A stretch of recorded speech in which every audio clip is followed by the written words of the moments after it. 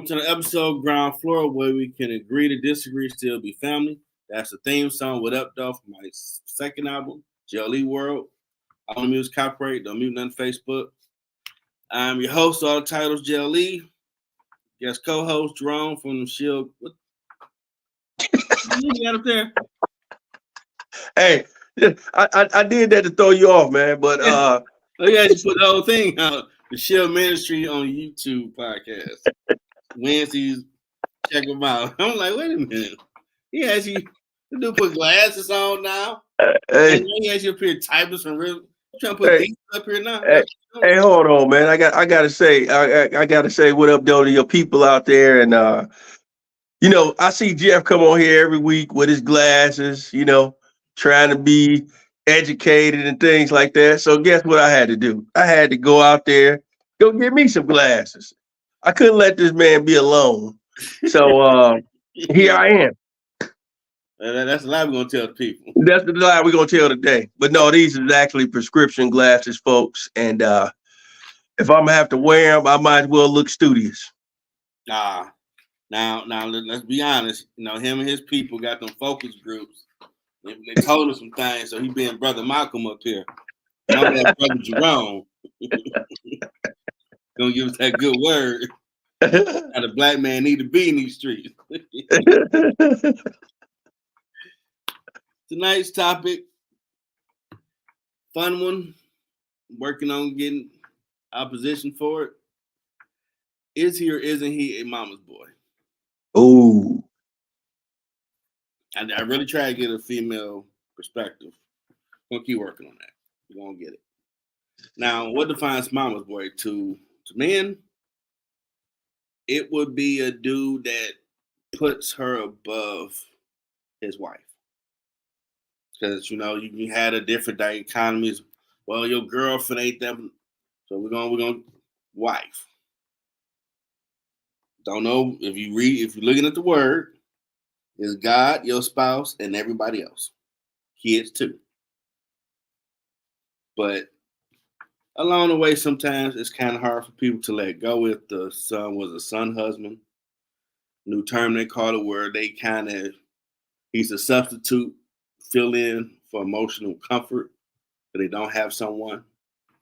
Some women do it with their daughters who I've heard. If they ain't got nobody, they're always hanging out with them until they might get someone.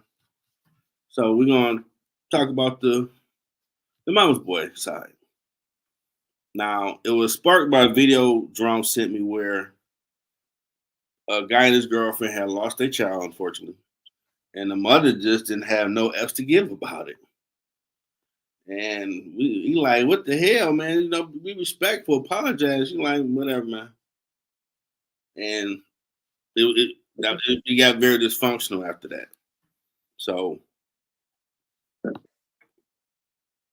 have you ever encountered that? I guess would be where we start. Well, for me personally, that never was, really the case. But what I would say is every time I've ever had a girlfriend, things of that nature, I've always given them the background, the history, my relationship with my mom, and where we are, as son and mother. And so one of the first things I always try to do is do the introduction probably within that 4 to 6 month time frame, somewhere where I know that the person gonna be around for a while, because I want them to basically get a chance to meet her and see, get to know her for themselves, and so that way it's not an awkwardness whenever we're around or we go to visit and things like that. But I've never had it to where she's ever been disrespectful to anybody that I was dating. I remember one young lady I was dating. One time she addressed her as my wife, and I had to kind of like, hey, oh, that's not my wife. You know what I'm saying? I'm like, hey, that's not my wife. You know what I'm saying? Because this was way back when, and I was like, girlfriend. not wife. I'm spelling it out.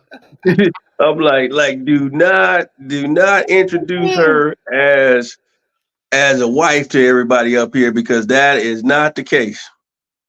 Mm.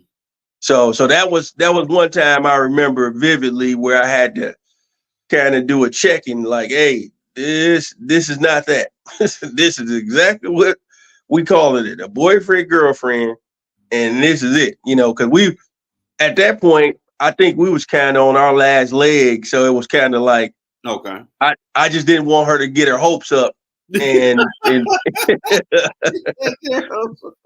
hey, you know what I'm saying? You got to shut the moms down for they think this is the one. No, this ain't the one. Okay. Hey, this ain't the one or the two. Oh man, don't buy into this. Just browse. Just browse. That's all. Hey, that's all I was saying. So yeah, I personally I never encountered it, but I definitely, once we get to where we're talking about the whole perspective of the mama's boy, I can definitely tell you I've known some dudes that's been and mama's boys, and what I really feel like is a true mama's boy. But I hear your side before we get deeper. Now, before I get to mama boys, you can come across two parallel things. If you someone and never brought nobody around, and you bring that person around, and your family is really about marriage, they turn into a tribe and have secret meetings with the person, talking about, so some of y'all think y'all might, start getting on this marriage thing. Then you find out about it, like, what you mean you went to lunch with these people? They didn't tell you, like, no. Oh, like, don't. What happened now? Just you tell them, what the hell? They just ask, how serious we are. This, like, I'm gonna get married. And I had to kind of, hey, whoa, enough politics here. You're gonna make me tired. Stop. I told you the plan, but you still got to work the plan. Now, I never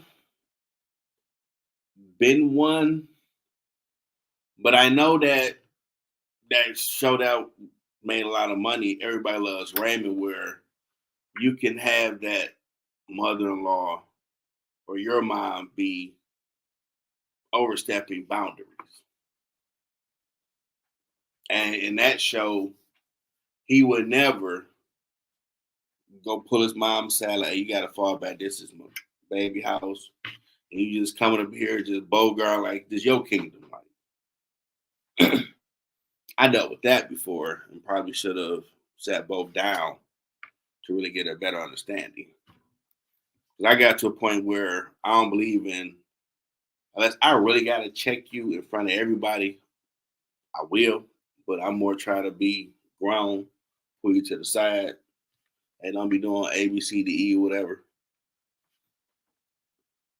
And that ain't always something people appreciate, but you gotta be you. Now, I did know some people like that, and I did see how it was affecting their situation, because whether you in the word, you in the world, you in the middle, that God, spouse, family is the pecking order, in my opinion.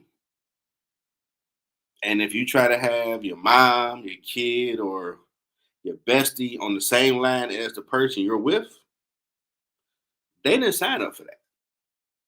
It's going to be a problem.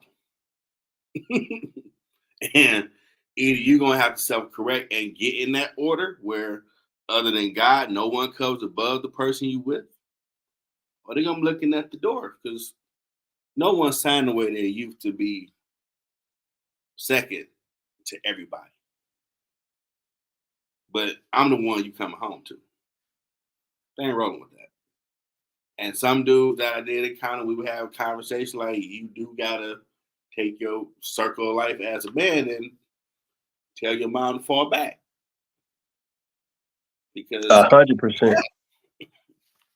I mean, from what you're telling me, your girl is telling you so many words. If you can't show her you are her head of household protector, and you will check whoever it is when it's needed. She gonna be looking for someone else, brother. And Jody always looking at the back door. Going back in the day, Jody ain't got a job.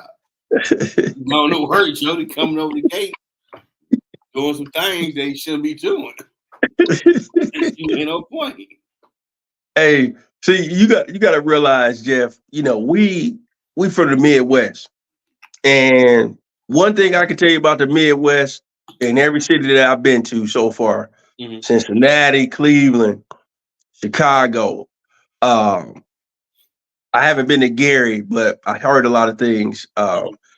Milwaukee. Everybody always say the same things. Is that the way we grow up? It's kind of like a lot of people.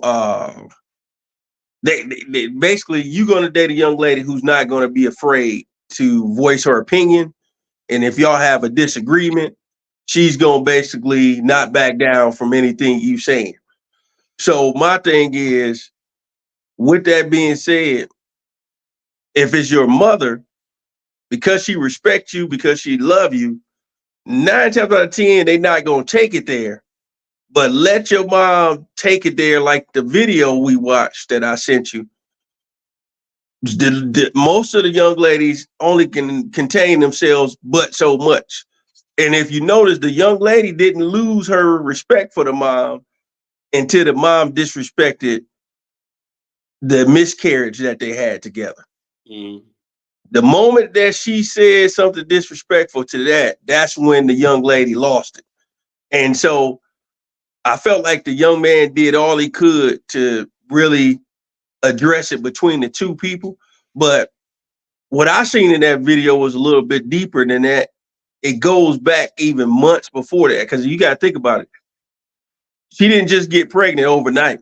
So for her to have a miscarriage, she had to have had a miscarriage somewhere, you know, after so many weeks alone. Whether it was in that first trimester or whatever the case may be, going into towards the second. So that means he's been dating her for a while, and I'm pretty sure he had some small instances where she might have said some little slick things, and he probably overlooked it. But this was a time where he felt like, or maybe the young lady brought it to his attention. She might have said, "You never protect me when it comes to your mom. You never stand up for me when it comes to your mom." And let's be honest, when it comes to marriage, a lot of young ladies sometimes they think, I heard TD Jake say this, women marry hoping a man does change, like based on a promise in a sense. And the men marry hoping the woman doesn't change. So let's just say the average female, if we got 7 women, 7 out of 10 is marrying hoping this dude changed from being a mama's boy. But you seen glimpses of him being a mama's boy before you said I do. I'm here to tell you, 9 times out of 10, unless you address this in premarital counseling, and if you don't go to premarital counseling, you definitely already starting out on the wrong foot when it comes to a true mama's boy. Now, what I think is a mama's boy is exactly what they calling it. I'm talking about, I get off work at, let's just say 5 o'clock. I get off work at 5. You as my wife blowing me up at 6 o'clock, talking about, "Hey, where you at? I thought you went to the gym today." "Yeah, I went to the gym. I left work at 4:30. I'm over here with moms now." "So you didn't think to text me? You didn't think to call me?" "Well, you know, I'm only about 15 minutes away." So she might blow that off the first time. Like, okay, well, I was calling you because I made dinner. Now, key words, fellas. If you got a wife in 2024 making you dinner, pay attention. She said she made him dinner, and the dude, I'm giving a hypothetical situation, and he talking about mom. Now, imagine if he go to mom and he eat dinner over at mom and not eat the wife food that she done put her hard-earned energy and time into. And let's just say she work or not. But the fact she in that kitchen, and you eating your mom's food over her food, why would she continue to keep doing that just to be let down because you just focused on mom every day? So that's just one day out of the week. But imagine you do that 4 days out of 5, and you do it twice on Sundays. Mm-hmm. You see what I'm saying? So my thing is, that's what I consider a true mama's boy. Like, if you, all it takes is your mom to call you, hey, I need my grass cut. Hey, doctor's appointment. Hey, this, and you just doing things and you not communicating with your wife, because I hate to say this, but it's the truth. If you're gonna go by the Bible, like Jeff just gave it to you, God, spouse, children, outside family. That's how it goes. So the outside family, Mom Dukes is considered outside at that point because she's not the spouse. So at the end of the day, if you are going to do that and you feel the need, because most people, they know your mom and dad is going to be getting older. So they have doctor's appointments. They have all these things, but you have to communicate, because if not, you showing signs of a true mama's boy. And she's not going to win that battle. What's going to end up happening is you guys are going to constantly have fights over who's going to have your time, and how you're disrespecting her by not giving her, your whereabouts and things like that. Because that's one of the things they tell you when you in premarital counseling. If me and Jeff going to play basketball, I need to be hitting the wife up and say, hey, me and Jeff going to play basketball after work. I give you a call when I'm on the way home. Simple as that. But if you don't say nothing at all, you're leaving her to be concerned, you're leaving her to be worried, and you're leaving her to be in a position of trying to figure things out because she hadn't heard from you. So what's your take, bro? Yeah, it's interesting to say, because I have learned, even heard Bishop and his family say, you're gonna do stuff for your parent, but if your wife asks you to get her a pop, for example, and your mom needs you to go grab her a few things, you go get your wife stuff first and drop that off, then go do mom. You don't do mom first, then your wife, because that's 11th commandment. Now you can do that, and still the person might feel, well, man, they can get someone else doing. Like, okay, I followed the protocol. You were taken care of first. After that point, you ain't got nothing to trip about. I took care of you and whatever else you wanted first before I go did something for moms. What you should do. And they start trying to trip from that point, they need to go sit down somewhere. Because any real person is going to tell them he honored you first and made sure your stuff was good before they went to go do something else.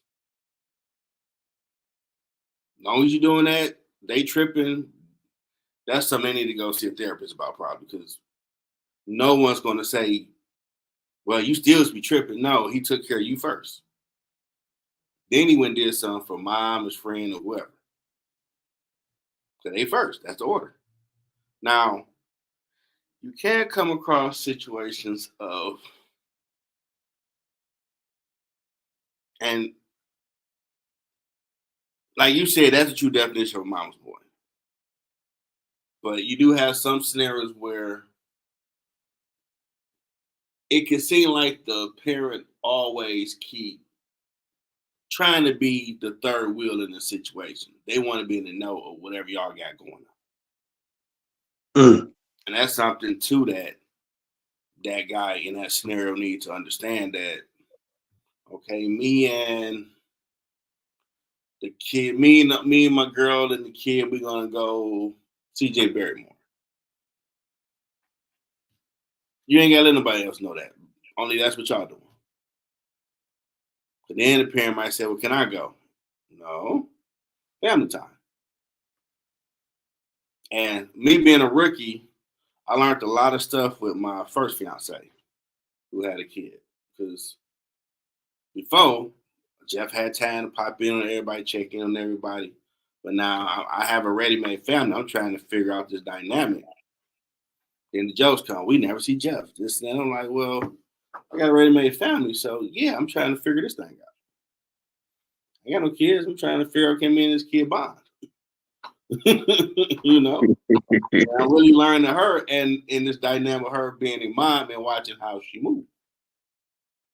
So I used to get a lot of those. Well, can't y'all stop by here? Like, nah, we just doing us tonight. But then when you do have a moment to fall through, you always just like, I'm doing grown people stuff. You ain't care to see me before. I fall through. So you took for granted when I had the time. Fall through. No, whatever. Hey. Now, dang, we ain't seen Jeff in like a month. I was working midnight, so already back then that schedule had Sunday to Thursday, Friday, Saturday off. Mm-hmm. It was like it's like you had to book an appointment, and it started getting to the point on my end where I didn't tell people where, okay, the homies want to get together for about an hour or two. You start getting them looks like, I come over here to spend time with you before you go to work, even make you a lunch, and it's like the look says all that. Because when you give someone, you're gonna start like on the Cosby Show with certain looks Claire gave him, and he just sit back like, oh yeah, you don't know what them looks are. He's sitting there like, okay, well, this gonna be little category 1, but I mean, give and take, and you gotta be strong, fellas, because once if you do go do something, homies, they might pull that bull jive. I did experience this where you get but we're over here just watching Fox and the Hound. We wish you were here. You're like, no. Mm-mm. Like that cartoon when the dog had the eyes all about the water. Like, I ain't looking at that bull jab text. I'm over hanging with the fellas. I ain't doing nothing wrong. I'm good, because you start talking to yourself like, nah, you followed the protocol, blah. You asked, nah, you good. Don't let that get in your head, Jeff. That's boo. Leave that alone. Cause you'll start feeling bad, like, that ain't my family. Nah, man, you can go hang with the homies for a few hours. You ain't doing nothing too crazy, just chopping it up. You know they're gonna talk some trash about you because they ain't seen you, But it's tricky to navigate those things because you do start realizing stuff about your parent you didn't realize. So if you got both parents, it might be different from both. But definitely with the mom, and now they're getting no. If you was always, can you go take care of this? Okay, when I get a chance. No, I can't do that. I'm doing this. Oh. And that says a lot. Like, oh really? Who told me no? Oh, y'all going to the museum. Then they started trying to fish. Well, what are you doing that's so special? I'm doing family time. Family time? Yeah, boy, the girl you met, the package deal. Oh, yeah. Like, stop it. Stop with that bull jab you on. I ain't not on with that bull jab you on. Cut it out. I'm home every junior kid. You already know. Now this is pre. I learned to put that personality that don't care and will cut you the hell out into his cage to watch cartoons all day in my head. He was running free. So when I start feeling you about to you cross, what the hell wrong with you? I did woo, back the hell up off me. I ain't like, yeah, it's like that. This before he in the cage watching TV, matches, got girls watching because I wasn't playing that. So let me ask you. For doing what men do. So let me ask you this then. Do you feel like there's probably a higher percentage of the women who are either single mothers at this point or divorced or widows that are in the situation where they can be like the mother on the video being, I call it being too involved with the son and his spouse or his mate that he's dating because they have so much time. Or do you think it's probably just as many married mothers being involved like that have a true mama's boy as well? I think they both could be true because it's all about the access. Like with my first engagement, and one of my friends was Yoda for that day and kicking some real game. Like, okay, Jeff, I'm paint the picture for you because I'm smart, but I ain't smart. And I don't mind. Talk to me like I'm two. I want to figure it out. Before these people came along, Jeff time was wide open. And every weekend you go follow here, here, here. So they had access whenever they wanted. Now, Clint, you got the key code. What you mean key code? Jeff time is gone now. I can fall through maybe at 5 o'clock. Put me on the schedule because I could touch whatever I wanted. What you mean 5 o'clock? Who is this guy? But things have changed. Now the funny part about it, when everybody else was going through building their own little families, they did the same shit. Easily forget. But you sit back, you watch everything like, we're going to pull out Exhibit A from January 1994. You started doing that then, brother or sister. So what are we talking about right here? I stopped smoking weed. I remember stuff now. So me doing a similar stuff is not, but you're the life. I'm not the life of nothing. Anybody be life of the family. Don't put that on me. I get there. I'm doing family stuff. And because I work midnights, it was more challenging to cultivate and build this new world of mine. So yeah, Friday, Saturday was family time. And I ain't gonna lie, sometimes I hated it, but it grew on me after a while because I wasn't used to having people around. You know, Saturday, sleep in, leave me alone till about noon. And you got motherfuckers sitting up here 8 o'clock in the morning. Open up, what the hell putting up blinds? Ah, damn, they here. I forgot. Don't get mad. They're not doing them, or they jump in the bed. Hey, you need to wake up. You're gonna say, leave it alone. I never said this before, but this is how I was thinking. Like, Jeff, they want to spend time with you. The family. This is the stuff you watch in these family shows you watch. Oh, okay. It was like, leave me the hell alone. What's wrong with you people? I'm jumping my damn bed. I'm I've been stripping floors all night. Leave me alone. So it took you a moment to get used to the blended family experience. Oh, dude, that was life altering. Because it's weird. I don't like people like that. I'm an introvert, extrovert. But my face. You know what's funny about that is that brings up a good point when it comes to a mama's boy, because when you the man dating a young lady and you don't have any kids, that right there is a whole different deal. Because once you take on a woman, you taking on what she has going on, whether the fathers are still alive or the father is still alive or not, you still taking on learning how to adapt and adjust with that blended family and what that's going to look like. So, to hear you say that, to hear you say that, that's powerful.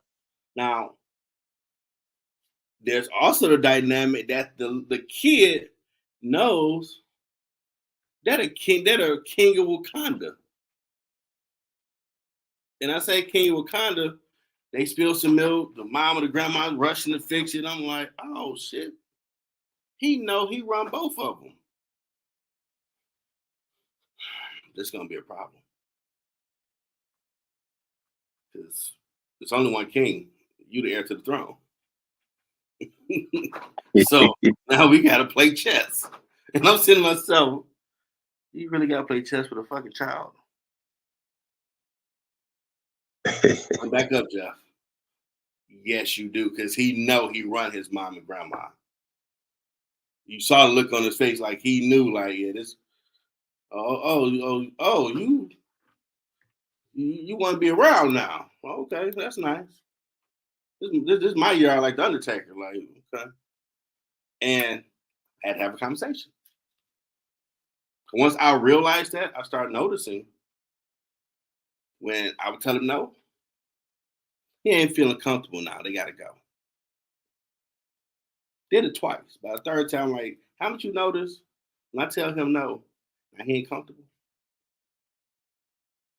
What? Like, he know he run both of y'all. But there's only one king. He's heir to the throne. So if this gonna work, he's gonna have to, as Roman Reigns say, acknowledge the tribal chief that I'm the chief right now. You will be. So get out my chair, dog. I know it's been warm and comfy, but that's my chair. And it took him a minute to get out the chair. Because she didn't peep it. After a while, she had to, you're right. I did peep that. Something her mom had did was made her realize he do know he run this. Never lie to you. Psychology taught me a little something, but he got to get out of my chair. Oh, we're never going to work. 100%.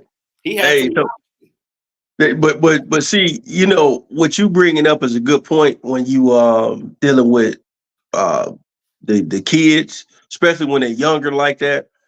You get a chance to see people parenting styles, and you get a chance to see what we would call and how we grew up, what somebody would call spoiled versus somebody who, they used to dealing with no's, like, hearing no. I know we grew up in the 80s coming up, and I used to hear no a lot. You know how many shoes I was told I couldn't have, and different things I couldn't have. But this generation now, man, unfortunately, because we grew up in them 80s like that, a lot of the people who are parents out there that we went to school with, yeah, everybody's a great parent, but we also do bad in getting the kids everything that we couldn't get. We think that's good. That's good to an extent. What I mean by to an extent is travel. Like when you traveling and you can take your kids somewhere and show them, whether it was something in the Bible, whether it's something on the map, and you showing them culture, all of the different things, that's a plus. What's the downside? The downside is you get your child every pair of J's that come out, but they can't get a 2.0 to save their life. Mm-hmm. But yeah, that's your child. So you going to do what you want to do because it's your money. Nobody can tell you to do with your money. You know what I'm saying? Mm-hmm. So what you teaching that child is you can be a F up all your life and mama going to be here for you. I'm going to keep on providing for you. I'm going to keep on doing all these different things. I remember, let me give you a real situation that happened to me a couple of years ago. You know how you go to like a Myers or a Walmart and the kids is asking for the money for the football team and things. Mm-hmm. So the mothers was out there with the sons as they was asking for the money. So as the boys talking to me, the mother came up. I would say they was about 11 or 12. The mother came up trying to speak for the boys. And I said, no. If you don't mind, please step back. I said, because this is why you got to have men dealing with young men. Y'all can't speak up for these young men when they asking for my money. I want them to tell me why I need to donate to them. And the lady, she just shook her head at me and she said, yes, sir, you're right. And she walked away. And I spoke to both of them young men, letting them tell me what it is, who they play for, how long they've been playing, why they enjoy playing football, what's their grades. I'm talking about, I went down a list with them young men because my thing is, you asking me for my money. Well, I'm giving you $5, $10, but I'm not going to allow your mom to speak for you. She's not playing football. So I feel like that's another way moms mess up with the young boys. And that's how you know the fathers are not around, because the mom is so used to being the mouthpiece.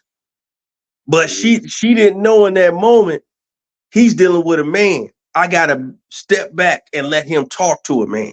Because again, I'm not hurting your child. Your children is asking me for money.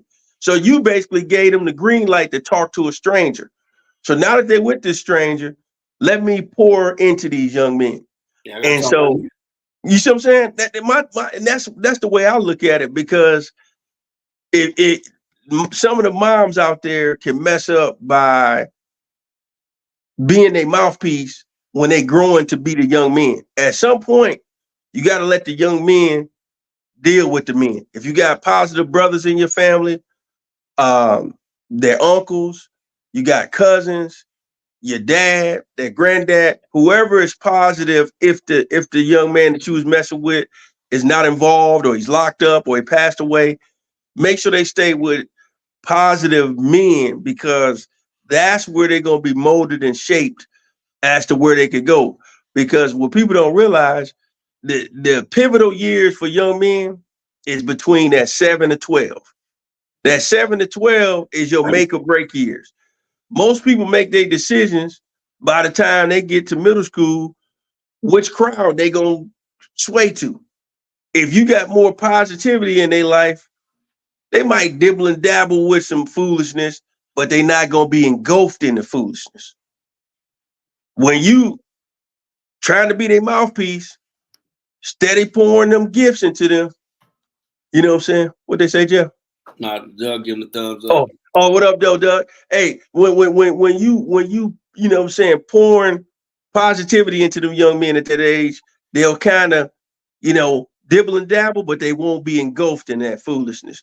But when you just continue to reward, hey, that's my baby, that's my baby. Well, guess what? You pushing your baby right to the streets by your own action sometime, because of the things that's going on. And so that's what I'm seeing a lot of too. So you see some of the young men being mama's boys based off of that in today's world. And by the time they get into their 20s, when he get locked up, guess what? Now everybody's heartbroken. But you seen little Johnny out there when he was 10, wilding out. And they doing the best they can. We just give you a peek into when a man is a mentor or the man is around, when you got him out there doing fundraiser things. Now he's taking on the role of a man. And luckily they had a real one like you address that. Okay, if you want me to get my money, we need to talk like men. What are you selling? What's the purpose of it? What you going to do with the money? And that's going to give them an experience of, so this is how real men talk. Because everybody got his own. They probably got some pookie cats around the way that they might think that's not how men talk. Real men going to be asking you, okay, what's your business about? Because I'm about to plant a seed with my money. So talk to me. What's going on with this? And that's going to start letting them find their voice. So as they stay in the sports that they do, that'll get them more confidence in approaching people on what they're trying to do for the sport. So that's public speaking pretty much while you're trying to sell something. And hopefully moms will, if some watch this, can take that. So I knock on you, just those are things that hopefully that man is supposed to be teaching. Because you're not begging, you're trying to solicit him as a customer.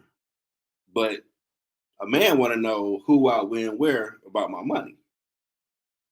And that's where you as a young man got to give him that information.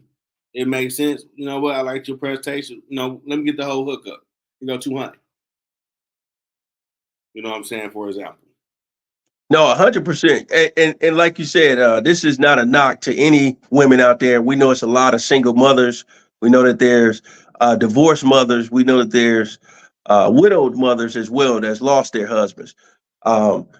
Kudos to those who's doing well, because we understand that some women never had the father in their life from day one once they told them, hey, I'm pregnant. So we get that. We understand that you're doing your best. You're trying to get them involved with as many things as possible to keep them from the streets. That's not our topic tonight. What we're talking about is what if we're going to use a word, the Bible will call it nurturing. Naturally, most women are nurturing by spirit. I remember, I give you guys a prime example. This year was my son's first year going to pre-K. We call it preschool. Or some people call it Head Start. And what I did is I told her, hey, you're not taking him to school for the first 2 weeks, because I already know what you're going to do. You're going to go in there, stay too long, hugging them, kissing them, walking out the door. Separation anxiety is going to be increased prior to you leaving. And I said, that's not the way we're going to do it.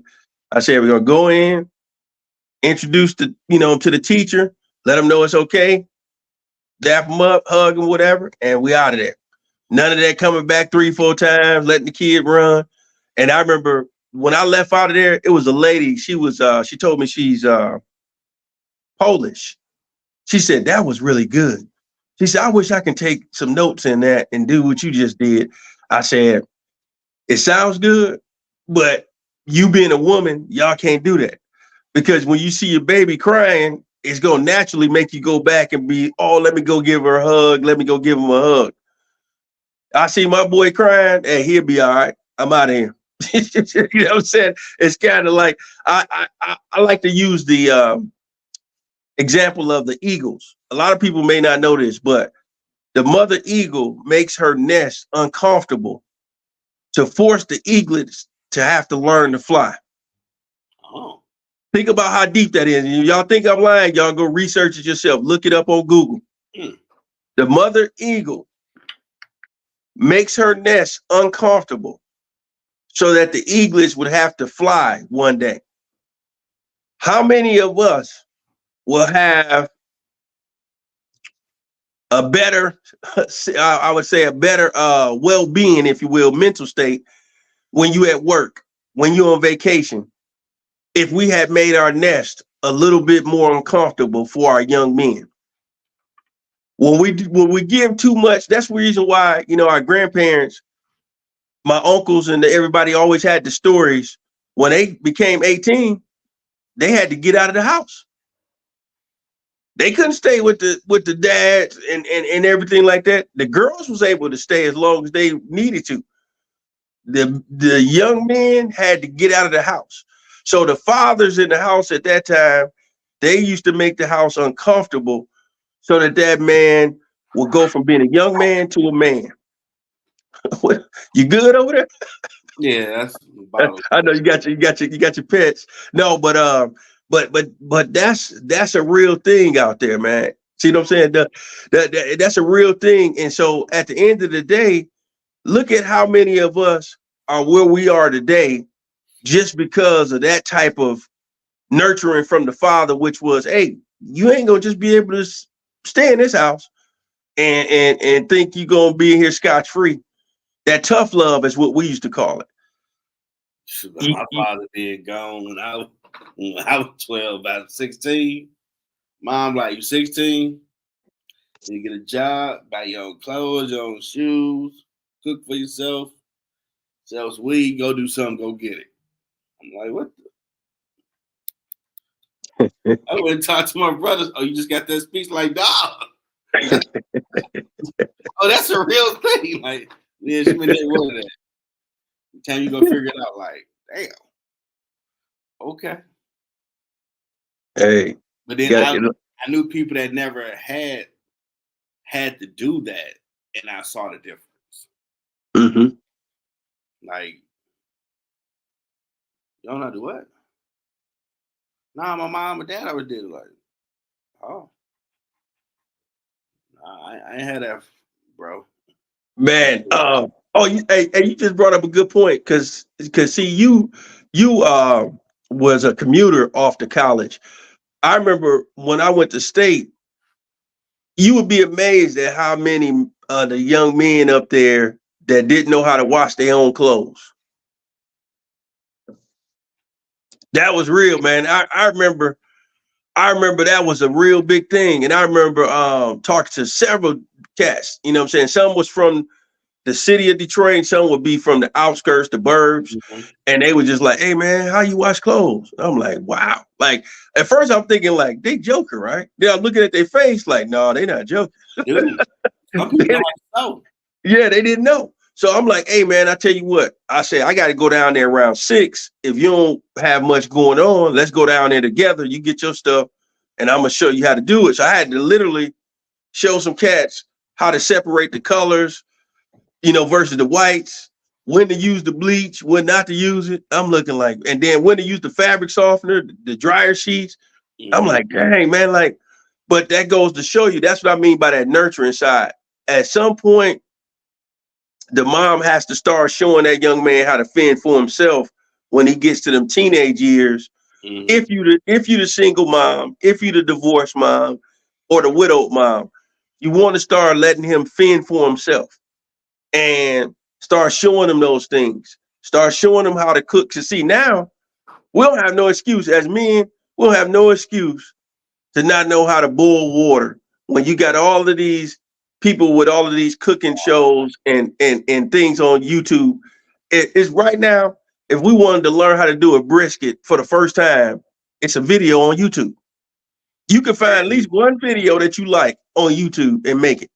I remember when I first moved out there, 02, some females I interact with would fall through and they'd take a gander at the house like, you got a woman here? No. You keep your apartment like this? Like, yeah. How? I'm like, that's a weird. I never met no man like, well, my mom taught me to do everything. I just can't screw myself. So iron, cook, clean, all that. I mean, you can do the masturbate, but that ain't fun. She look like you like, well, you asked.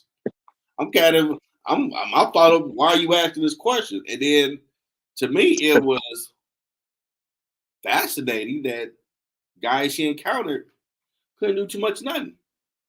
I'm like, their house it smelled like a locker room. Are you serious? Man, I went in your bathroom just knowing it's gonna tell me like I smell bleach. I'm like, he hired a maid, like, no. I'm out from Alabama. Don't play that. And I thought that we're like, maybe over that, like someone come over. I felt, man, I want to make me a Sunday dinner. Like fry some chicken, make a cake from the box. I want to do all that from scratch stuff. Hey, Dunkin' or Betty, whichever one I pick. But I make the whole thing. The girl like, man, you made a whole spread for real?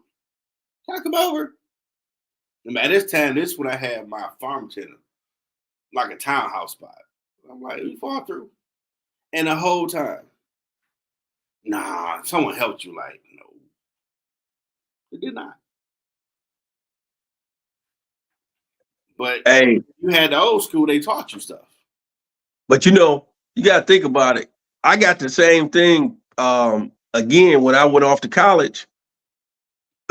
It's sad, but a lot of the brothers that went off to school, white, whatever color they were, their toilet, that whatever the color that bowl was on the inside when they started, it was going to be the same color at the end of the school year. And because, that thing is sitting there over the summer. So you got to manually go in there and clean that thing. So I remember we shared, we didn't have a community bathroom. We had the suites. And I used to tell everybody, like, hey, man, I don't care where y'all from, what part of the state of Michigan, what part of the country. Everybody got to have they week of where you keep the bathroom clean. If you don't keep this bathroom clean when it's your turn, like, we don't care if you got your girlfriend cleaning it, sister clean, whoever cleaning it that's here, but it's got to be done, each week, because everybody got a girlfriend, everybody got different situations, and we don't need this bathroom looking, hideous. So I remember when my aunts them came up there, everybody was like, y'all got the cleanest bathroom. I was like, hey, we got to make sure it's good for us to go in there, let alone our girlfriends. So, like, why wouldn't it be nice? Hey, we got this. Hey, this is our corridors for the next 9 months. We got to make sure this thing is right. Yeah.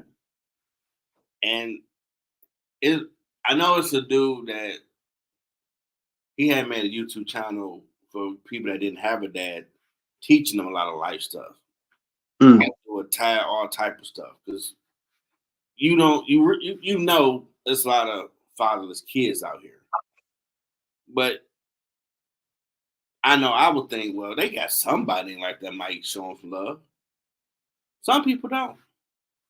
And they don't go into a sports program or karate or something, mentoring where a dude is teaching them man stuff. They don't know. Facts.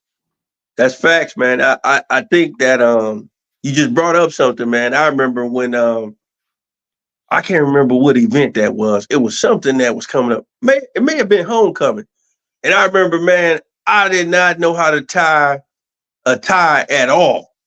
And I was like, man, who do I know that actually know how to do a tie? Then it dawned on me. Kurt, bad boy Kurt, let me hit him up.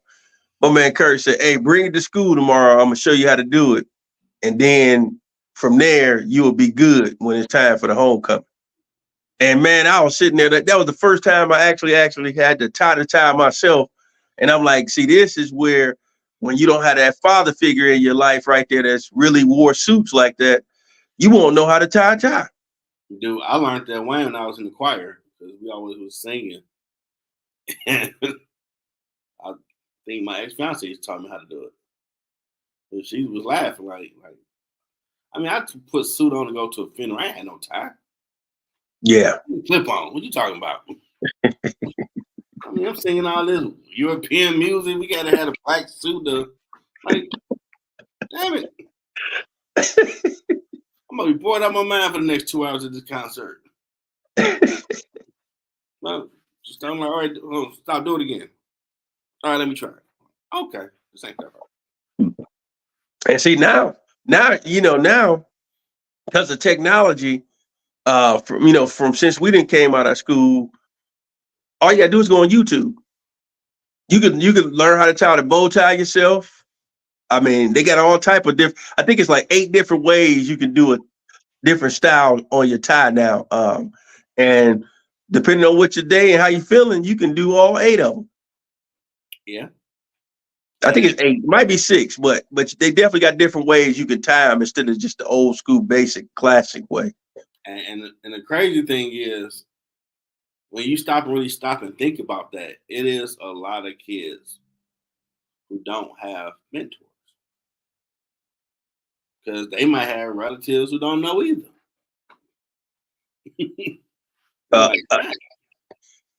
Yeah, because you got to think about it. Some people's lifestyle is one side of their family was, heavy into either drug dealing or drug addicts. Yeah, because that's like when I joined the E5E program, and every month we had the black tie shirt, dress. We couldn't speak, and y'all clowns had a lot of fun with that one.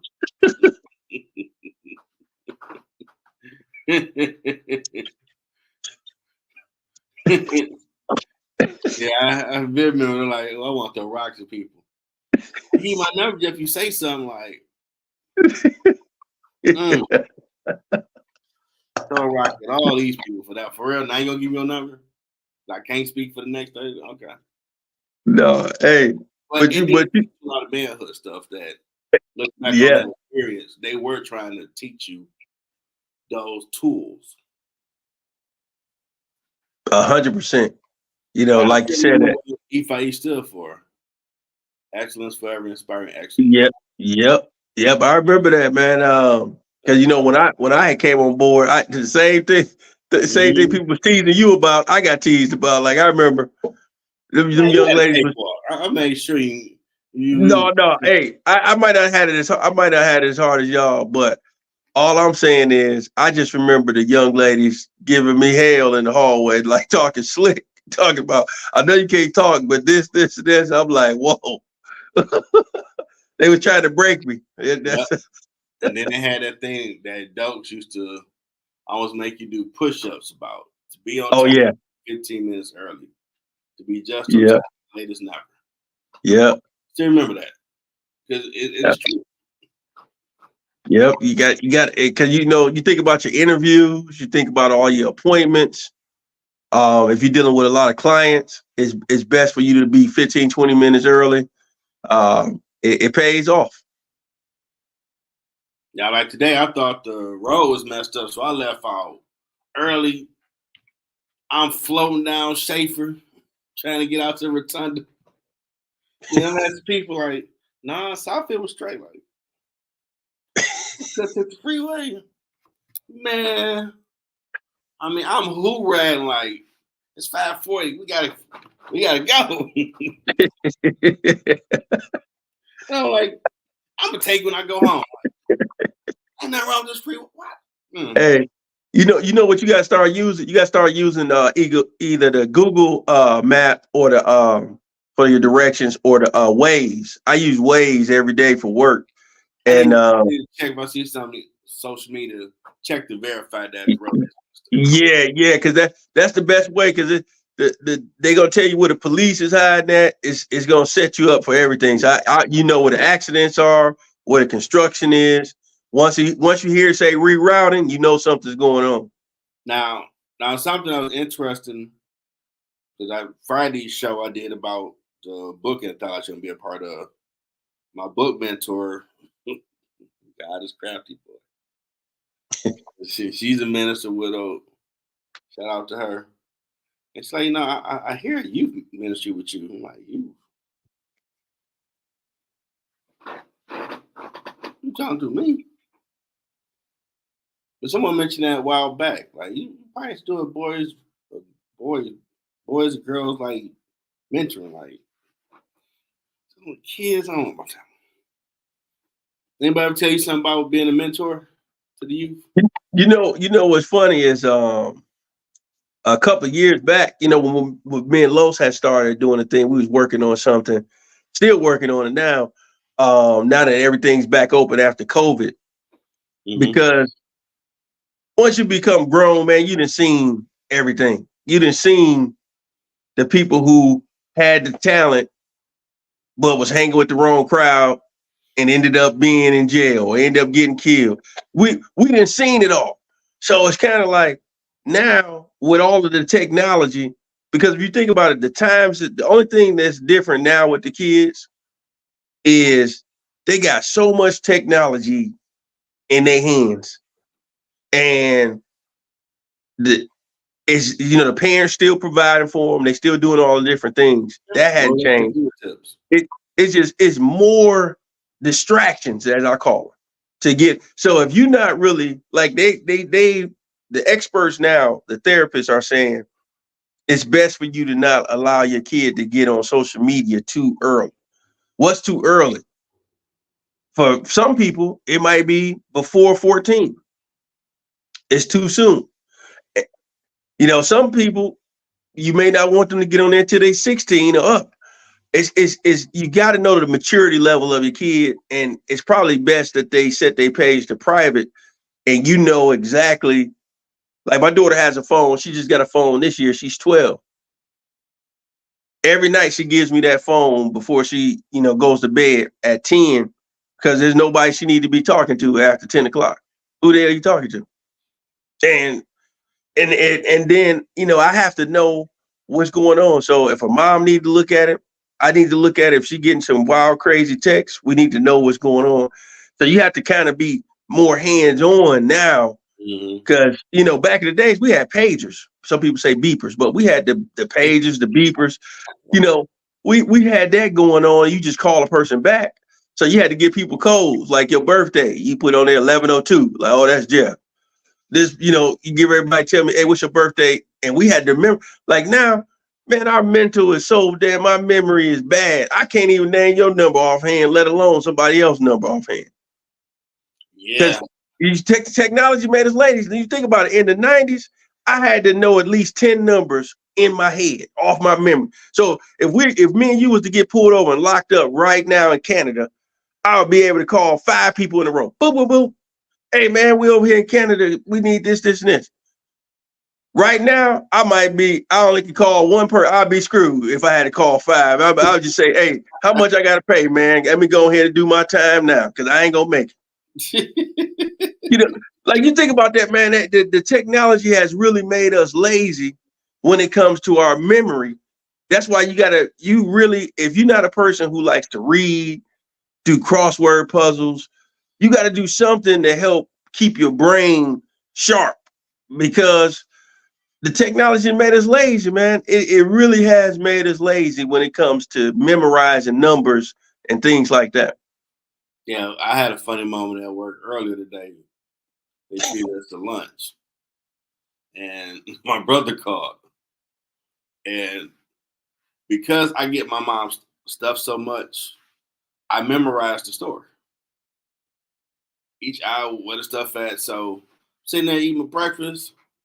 Oh, you looking for that? That's over there by all this. Go down the third thing, and she's sitting like, oh. And she just acts like, and you watching, shout out to you, Stacey. Like, are you going over grocery list? Yeah, my brother give my mom stuff, and I'm always gonna get it, so I know where the stuff at in the store. But that's it, like, yeah, because you do it so much, you're like, okay. All of the medicine type stuff is way over here. All the food stuff over here. You want to get the money orders over here to where you map out. Oh, you need to go there buy the coffee to get this, that. And I never thought about it until she like, damn, you remember? You actually telling him, and he ain't saying what. Like, it makes it easier. Some stuff you do remember. Just like you remember certain ways to get home. Certain stuff we still do memorize, but in different ways now. Numbers, yeah. I might know 2 or 3. Siri, call so-and-so. You know what? Let me see if they're online. Calling Carmen Franklin CEO stop. Tax Stop. See the damn technology. Hey, you know what's so funny? I was just about to say, Jeff, don't do that, because Siri will pick it up and she gonna call somebody. I was just about to tell you, don't do that, man. That's why I don't have none of that stuff in the house, man. That damn thing, Alexa and all that other stuff, man. I don't want none of it because it's too much, man. I know, don't call me tax person. No, stop. Yeah, I don't have time for none of that, man. But see, we in the Terminator years, AI. Hey, you ain't seen nothing yet. Y'all folks over here on Jeff's following. Y'all just wait till what y'all see what's coming. What's coming over the next, let me see, 25, 6, 7, 8, 9. The next 5 years, y'all gonna see it's gonna be interesting. And man, I just learned something, because normally I press buttons on the phone. I didn't know I could just say Siri and she say, huh? Oh yeah. Yeah, you can say that. I'm like, what the fuck? Yeah, that's exactly. Hey, that's why they gave you that iPhone. iPhone is on another level, man. You ain't even got to be hands. Yeah, you ain't got to touch the I didn't thing. know that. Just say the name and she listens. Yeah. See. Yeah. Hey, I'm telling you, all you got to say, you could be right there and say, hey, what's the temperature in Vegas right now. The thing can tell you. You just got to, man. I'm telling you, technology. Bring up like what the? Oh Lord, stop! There's technology, man. It'll get you. Yeah, it makes a little dumb. I see why when I took accounting in certain other class, they didn't want you to use no calculator. They want you to still know how to write it out. You know, like, oh my God, it's so tedious. This person's a dinosaur, but they will actually help you. Yeah, they trying to keep your brain sharp.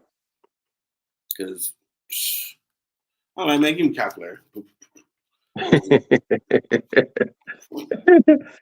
Man, I'm done.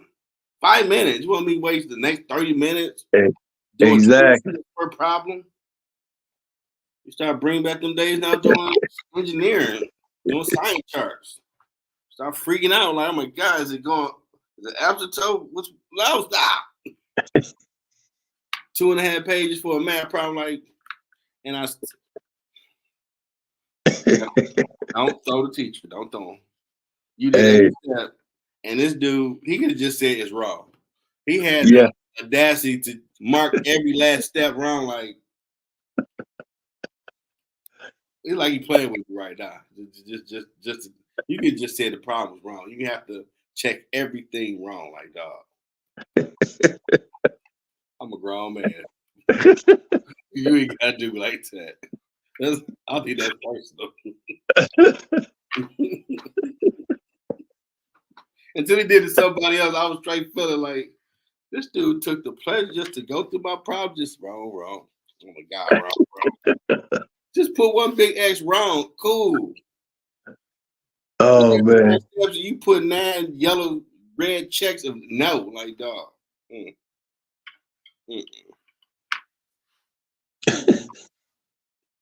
But it's amazing how some of these basic things can make a mama's boy.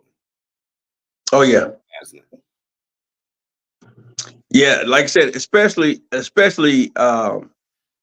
in today's world, because you got a lot of like I said, you got a lot of single women, you got a lot of divorced women, you got a lot of widowed women, and they're just doing the nurturing thing as a mother.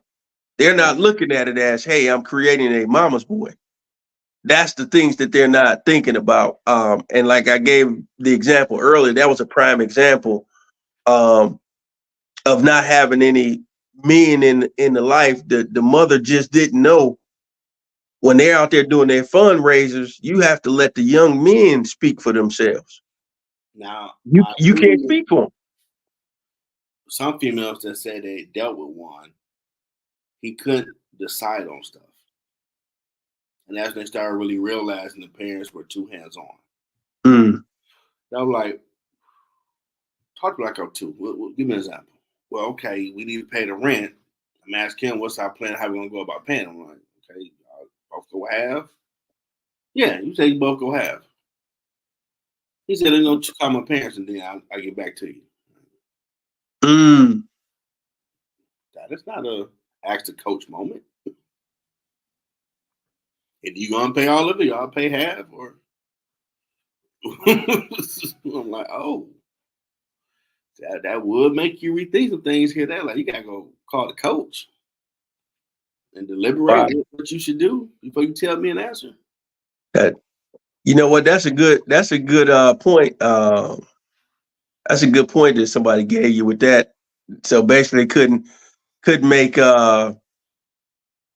decisions and live with it. Basically, basically properly lead. Wow, that's big right there. A lot of people still deal with that because that's something that I was taught that makes a man. You live with your choices, good, bad, and different. Ain't no throwing rocks and hiding your hands. Whatever it is, you own up to it like a man and deal with it. Yeah, 100%. You'll be respected. Well, they say you stand 10 toes down on whatever it is now. But that's what we were talking coming up. Well, you brought up that point. I know I was talking to somebody and they was telling me that they dated a dude that was a mother's boy right after college. And basically she said, you know, he was had a good job, or I should say career, and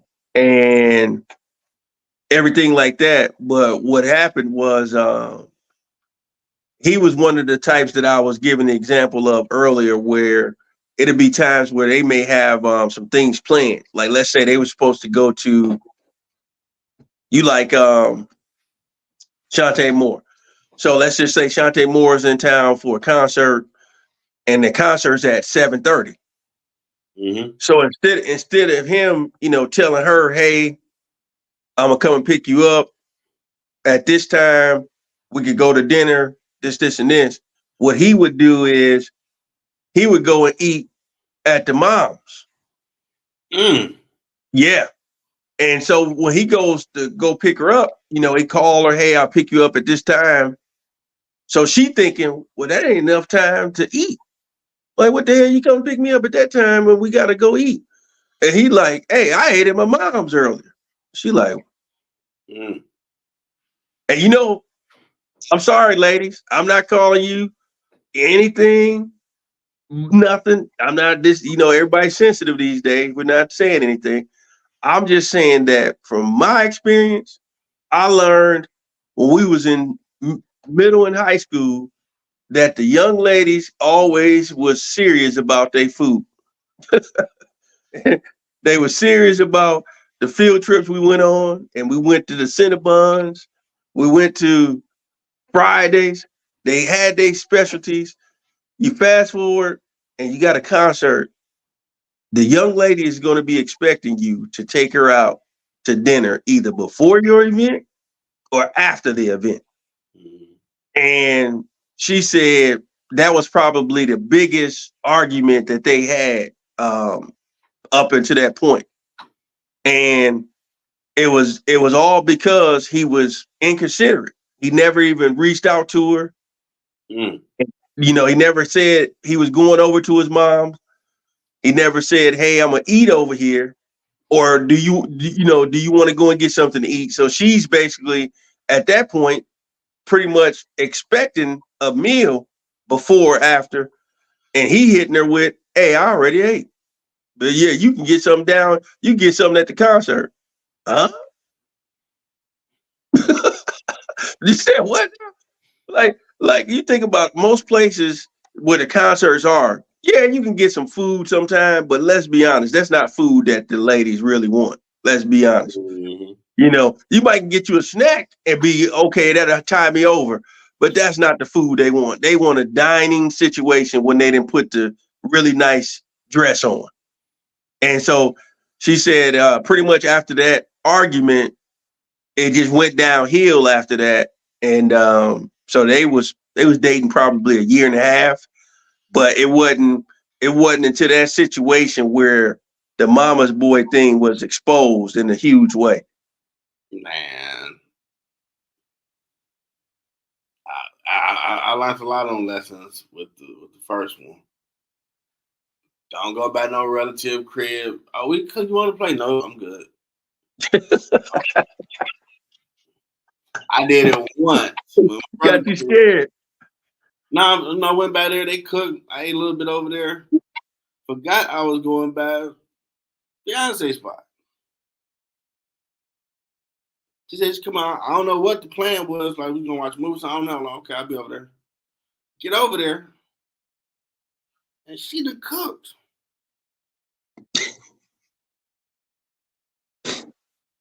Now I like cabbage and cornbread. If I'm remembering it right. She learned how to make it, and she made that with some chicken. I'm full, bro. Ooh, a no. Hey, you can't fake full, because now you get that. I'm sitting here like, oh shit. Well, we're gonna rule the throne later, but you gotta suck it up because you better eat this woman food. You better not never You know, like, well, let me go to the bathroom for a minute. I'm in there, you know, doing a little workout, stretching. Make sure I ain't got no burps in there. So I can look like, oh, this is amazing. I appreciate it. Ate half of it. And I'm full, but I managed, like, I didn't feel like dealing with that headache if I better chase. You always hanging out with your brother and his wife now. I want to hear that. Hey, hey, all I can say to you is you did well that day. You did well that day to prevent that fight, man. That was a smart move on your behalf. And I told them after that, because, you know, normally, like the weekend, like I used to tell you, like, oh, they're going to make some daiquiri, something fall through, chop it on life stuff, and I might go do something else. You falling through, we might make nachos, like, I'll pop my head in for a minute because I don't know what's going on over here. And it's like, you know, eat with us more, like, look. And they were dying laughing, like, yeah, we don't want you to go. Yeah. Checking the man, see if she cooking. You can ask that question, Jeff, like, oh, can? Like, yeah, checking the man. That way you know, like, okay, cool. I try to be smooth about, like, you know, you cook anything beautiful, blah, blah, blah. Nah, I ain't know what you want, so I was going to wait. Yeah, let's do that. We order something. Hey, man, what was that soul food spot right off of Jefferson down there? Southern Fire. Southern Fire. Man, that was crack. Hey, I remember the first time I went there. Something told me, do not eat lunch because she is going to want this dinner. So you got to be, because it was like, you know how you get around 2 o'clock, you're like, damn, I ain't even eat lunch yet. Let me go ahead, hit Coney. I get that text at 3:30, like, hey, I already know what I want for dinner. I'm like, oh, hell. Because I knew we had an event that night. We was going to see Brian McKnight and Tyrese. Okay. So we was gonna be downtown and at the Fox. So I was like, man, please don't. I'm hoping she push it as close to that 6 o'clock mark as possible. Next thing you know, I get that text. It say Southern Fire. I'm like, oh hell. How am I gonna pull this one off? I had to do the same thing you just talk about what you did. I'm sitting up there like, So I'm looking at the menu. I'm like, man, what's gonna be the easiest thing for me to eat without having to take nothing with me? Because we go into this concert, it ain't gonna be good. Whatever I order, that's it. I gotta eat it and then it be done. I got a funny music story. And I was still in music. I was still a music major. I say, hit me up around 11, like, do you think they open? Like who? Southern Fire's like, you want to go this early? It shouldn't be a crowd. Like, yeah, that's good. That's good logic. Yeah, I ain't gotta go to choir till like 1:30. So yeah, we do it. We go in there. Give. They had Big Mom chained up in there.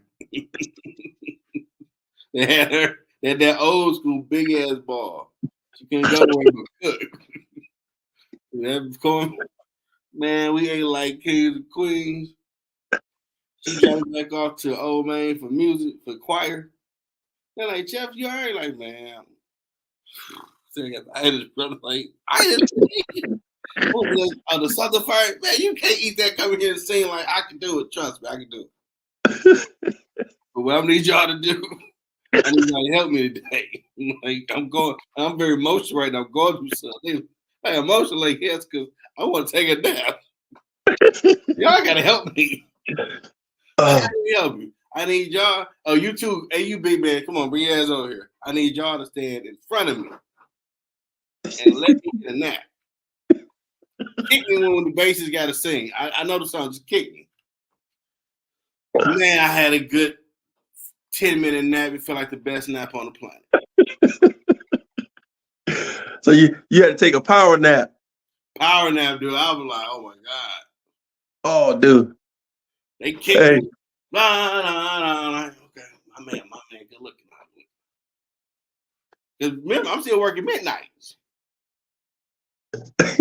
Now remember, during the 08, yep, from like 04 to 08, I was still doing 10 p.m., 6 a.m. Then music classes start 9:30 in the morning. I would go to the counter room, take a nap, take them B12, convert your food to energy hookup, and had 3 or 4 music classes in one day. Like, who does this? Wow. What the hell? Every class hour. Like, dog, I feel like I'm in high school. What the hell?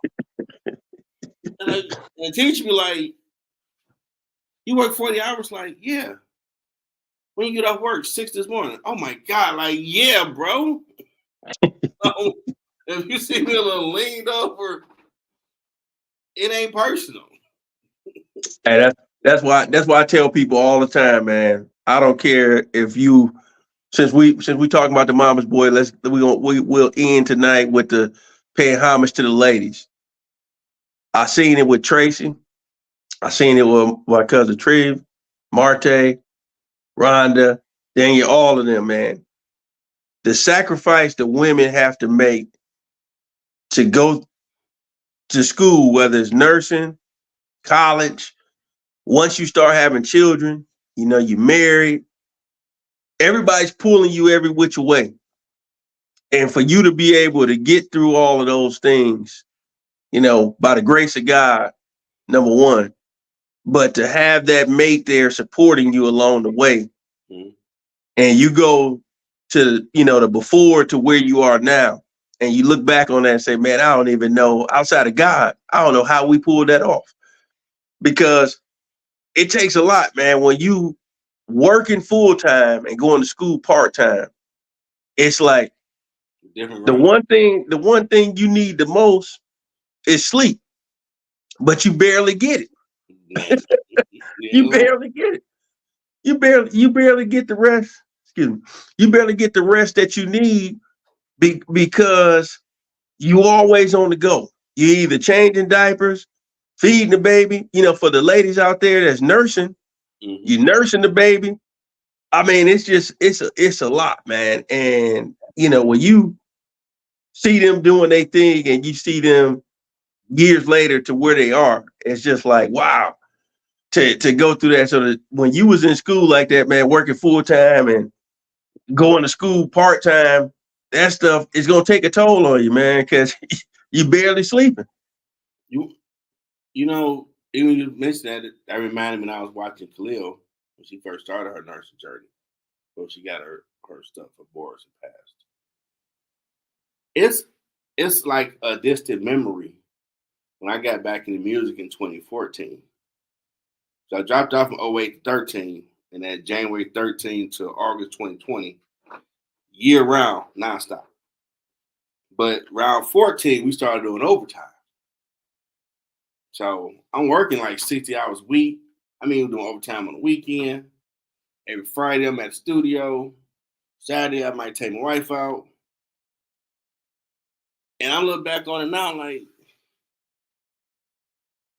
and I had class out to like, you did all that. How the hell did you even get any sleep? Sometimes we doze off in the studio. We mixing the song. Yep.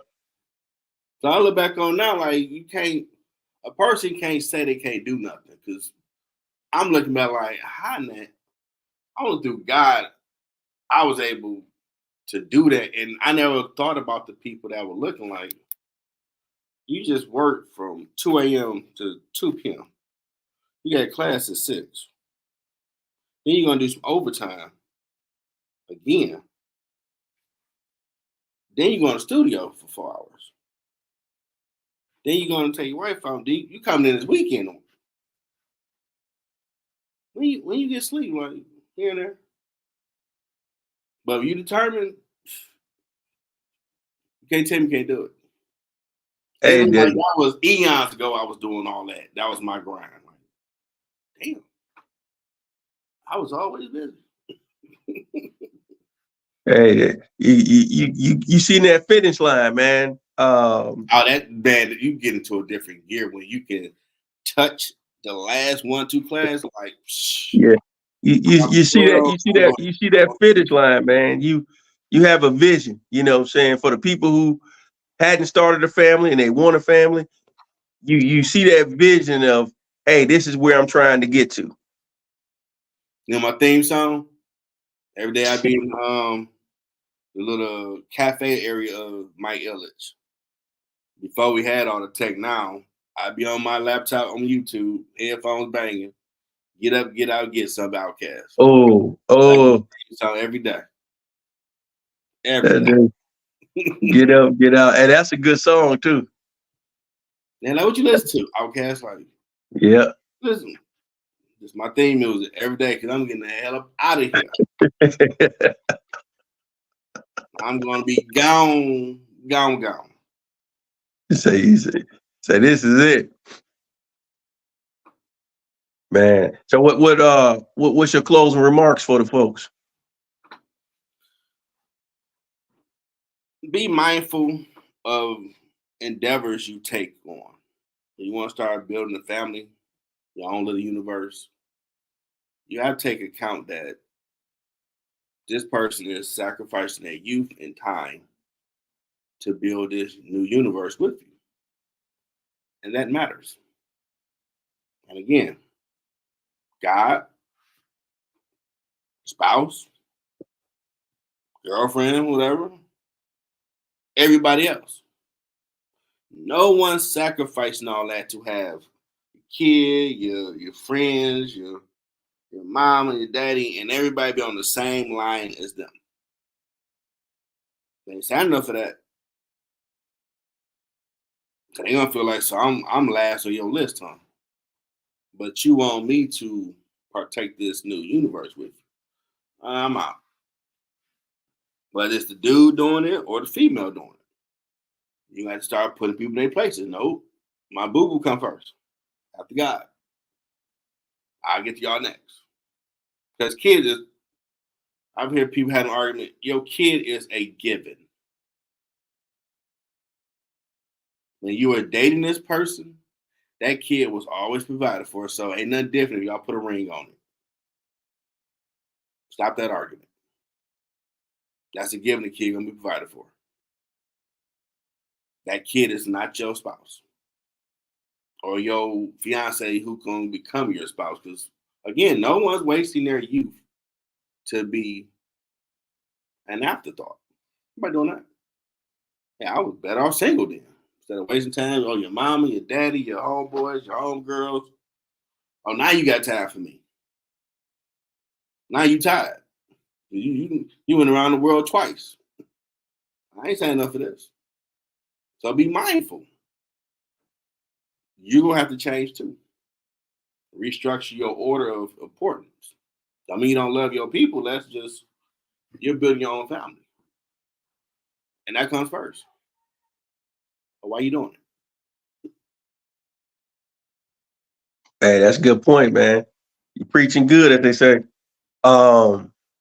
If we're basing it off the Bible, the scriptures, it says to leave, the man is to leave and to cleave.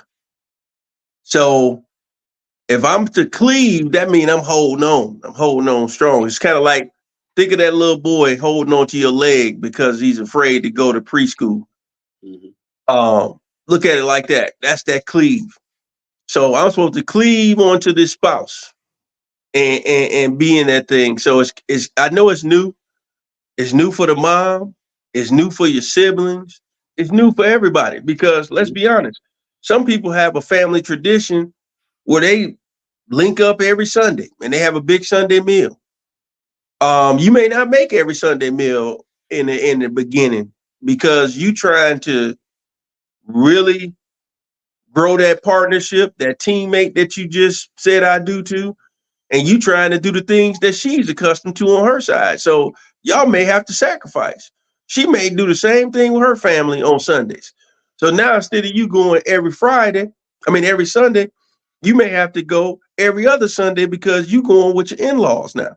And some people don't call it in-laws, they call mother-in-love, father-in-love, so you trying to do things the right way to get to know your extended family, and she's doing the same for you. So I would just say, respect your son's choices when he chooses the young lady. No matter how you may feel about the young lady, sometimes you have to let some things play out. Unless she pulls out a knife, a gun to do harm to your son, some of these things you just have to let things play out for themselves. You know, I know they say the man's job is to protect, but let's be honest, it's a lot of mothers out there that try to protect their sons as well. And sometimes you trying to protect your son, you end up losing your son because you're making it a hardship with his new wife, with his union. And he's trying to make her happy, but at the same time, he's trying to be respectful to you and continue to love you the same way that he grew up loving you. So, like I said, if y'all had a family tradition every Sunday, it may not be every Sunday. If it's once a month, take that once a month and run with it. You know what I'm saying? Take that once a month meal that y'all do and run with it, because, you know, your baby is not your baby anymore. I'm going to go back to my, metaphor that I use with the eagles and the eaglets. That is a true thing that you can research and find out to yourself right now. Make the nest uncomfortable to where they gotta want to fly. You know, as a parent, as a mother, as a father, you want your children to do well and put their best foot forward when they grow up. They can't do that if you always coddling them. You're trying to fend for them on every single thing, because guess what? We all know. Big Mama used to say this, baby, I ain't gonna always be here with you. So guess what? You ain't gonna always be here. So if you remove that crutch right now, it'll be a lot easier when that young lady come along. Because what I hear the young lady saying right now in the dating world, they say they want to, the men today want you to take care of them like they the female. Yeah, they call it sassy. Like, what you say? Like, wow. And I honestly think part of the reason of that, let's just say 25%, 30%, is because you're dealing with mama's boys who grew up not really having to lift a finger, so they don't know about taking out the trash. They don't know about leading and making decisions on paying the bills. Yep. Who's, how the mortgage is going to be paid, the car notes and things of that nature.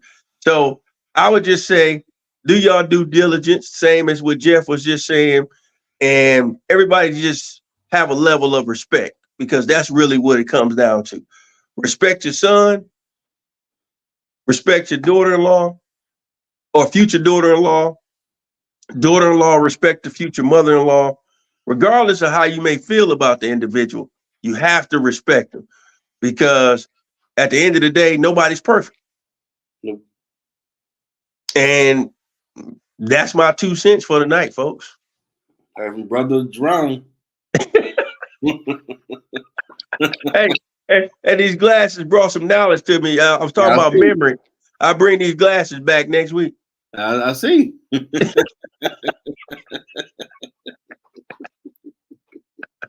Everybody on the studio, so okay. Oh my goodness. Kicking that game. All right. I feel it. Hey man. So we're gonna help somebody today. Oh yeah, definitely share it, like it. I know the one we did on, and I checked on YouTube, the one we did on Diddy had like 248 views. Wow. I'm like, wow, okay. So people are starting to notice.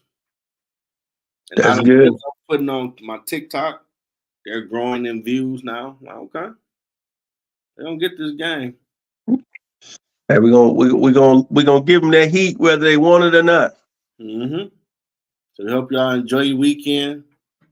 Be safe and have a good time. Have a good night, folks. Have a good one. Be easy.